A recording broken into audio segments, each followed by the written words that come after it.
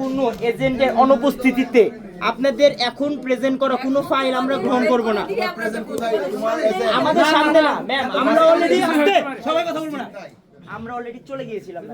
এখন আপনার ওই ফাইলটা, আগের ফাইল আছে, সত্যতা কি বা গ্যারান্টিটা কি? আমি এরকম কোনো ডকুমেন্ট গ্রহণ করতে পারবো না ম্যাম। তুমি এই দুটো ট্যাক্সি প্রাপ্ত ভোট যোগ দুটো প্রার্থী না না না না, এখন যোগ করব কেন? নো নো ম্যাম, স্যার বেশি হবে না না কাছে করে এই সমস্ত যদি না আমি তো আর করতে যাব না স্যার।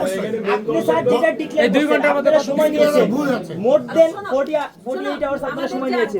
কেন্দ্র আছে ওখানে তো আরো পোলিং এজেন্টের সিগনেচার আছে, মেইন কপি বের করি ম্যাম। আমি আপনাকে রিমাইন্ডার দিতে চাই, আমি কোনো এজেন্টের অনুপস্থিতিতে কোনো ধরনের ডকুমেন্ট আমি লিগ্যাল হিসেবে নিব না।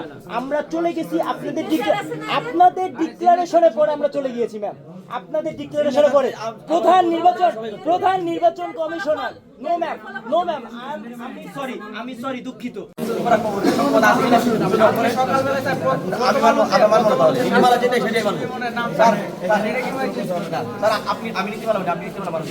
তাহলে সেই নীতিমালা অনুসারে আমি নীতিমালা চয়েস করার মতো আছে। আচ্ছা, আমি ইমরান হাসান ইমন, যোগসুতে আমি হচ্ছে নির্বাচিত 7 নং সদস্য। তো এখানে হচ্ছে আমাকে নির্বাচিত ঘোষণা করার পরে একদম পুরো মিডিয়ার সামনে, পুরো বাংলাদেশের সামনে যখন ঘোষণা করেছে, এখন হঠাৎ করে আমরা 1 ঘন্টা পরে শুনি না, আমাকে মানে টেকনিক্যালি আমাকে বাদ দেওয়া হয়েছে। বিষয়টা হচ্ছে আমরা এসে তাদের জিজ্ঞেস করলাম যে আপনারা ফলাফল অফিসিয়ালি যখন ঘোষণা করেন, ঘোষণা করার পরে আপনাদের কি লিখিত এরকম কোনো নীতিমালা আছে কিনা যেটা চেঞ্জ করা যায় কিনা? তারা কোনো উত্তর দিতে পারেনি। আমাদের কথা হলো যদি এরকম কোনো নীতিমালা না থাকে তাহলে এটা কোনোভাবে আমরা মেনে নিব না।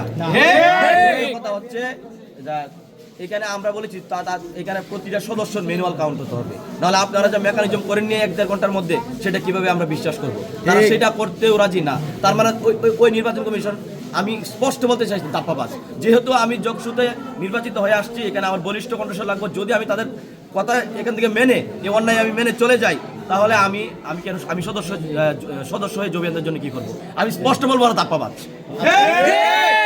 আপনার পরিবর্তে ওইখানে যিনি নির্বাচন হয়েছেন তিনি কোন প্যানেলের, এবং আপনি কি কোনো এটাকে মানে যোগ সাজেশ কোনো কিছু মনে করছেন? হ্যাঁ, অবশ্যই যোগ সাজেশ সেটা। কারণ হচ্ছে এখানে হচ্ছে প্যানেলটা হচ্ছে অদম্য ছাত্র শিবির সমিতি অদম্য জবিয়ান ঐক্য প্যানেলের একজন সদস্য পদপ্রার্থী মেহেদী হাসানকে ঢুকানো হয়েছে। কিন্তু আসলে অপশন এখানে মেহেদী হাসান না, এখানে আমার থাকবে হচ্ছে সব সদস্য আসবে এখন কাউন্ট করবো ম্যানুয়ালি।